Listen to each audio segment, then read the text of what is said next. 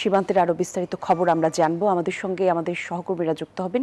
কুড়িগ্রামে যেতে চাই শুরুতেই। কুড়িগ্রাম থেকে সহকর্মী হুমায়ুন কবির সূর্য আমাদের সঙ্গে যোগ দিচ্ছেন। সূর্য, একটু জানাবেন সীমান্তের এখনকার কি পরিস্থিতি, সবশেষ কি তথ্য পেলেন সেখানকার? হ্যাঁ পলি, আপনি যেটা বলছিলেন, আমরা আজকে সকালে খোঁজ নিয়ে জানতে পেরেছি যে কুড়িগ্রাম সীমান্তে রৌমারীর গয়টাপাড়া এবং ভন্দুরচর যে সীমান্ত, এই দুইটি সীমান্তে এখন 5 জন মানুষ অবস্থান করছে। পুশিনের শিকার 9 জনের মধ্যে 4 জন সরে গেছে। এই মুহূর্তে আমরা গয়টাপাড়ায় 2 জন এবং ভন্দুরচরে 3 জনকে আমরা পেয়েছি। এই ছিল সীমান্তের সর্বশেষ অবস্থা। এর পাশাপাশি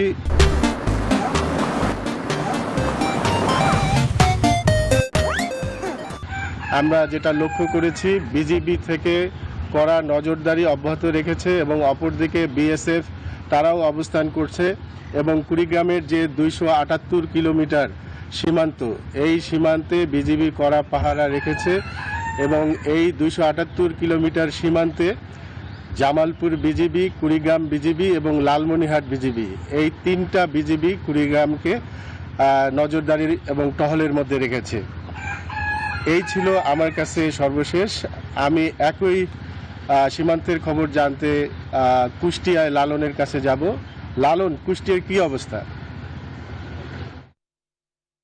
কুষ্টিয়া সীমান্তে নতুন করে পুশিনের ঘটনা ঘটেনি। আমি 47 বিজিবির যিনি অধিনায়ক রয়েছেন লেফটেন্যান্ট কর্নেল রাশেদ কামাল রনির সাথে কথা বলেছি। তিনি বলছেন যে গত 3 দিন ধরে নতুন করে কোনো পুশিনের ঘটনা ঘটেনি, তবে সতর্ক অবস্থানে রয়েছে বিজিবি। তিনি বলছেন যে ইতিমধ্যেই যে পরিমাণ যে সংখ্যক আসলে বিজিবি সদস্যরা সীমান্তের পাহারায় থাকতো বা ছিল, তার থেকে কিন্তু সংখ্যাটি বৃদ্ধি করা হয়েছে। ইতিমধ্যেই কিন্তু অতিরিক্ত বিজিবি সদস্যদের কুষ্টিয়া দৌলতপুর যে সীমান্ত, সেই সীমান্তে কিন্তু মোতায়েন করা হয়েছে। পাশাপাশি তিনি বলছেন যে এলাকাবাসীও তাদের সহযোগিতা করছে।